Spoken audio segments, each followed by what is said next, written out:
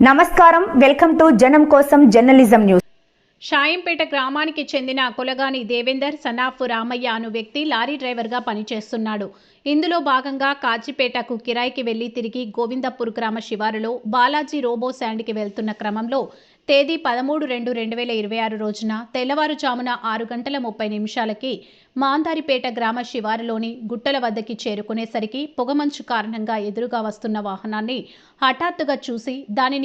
దాన్ని తప్పించబోయిన sudden brake వేయడంతో lorry అదుపు తప్పి లారీ బోల్తా పడగా డ్రైవర్ లారీ కింద పడి తీవ్ర గాయాలు కాగా, వెనుకాల వస్తున్న బాలాజీ రోబో శాండ్లో డ్రైవర్గా పనిచేస్తున్న నిమ్మల సంతోష్ మరియు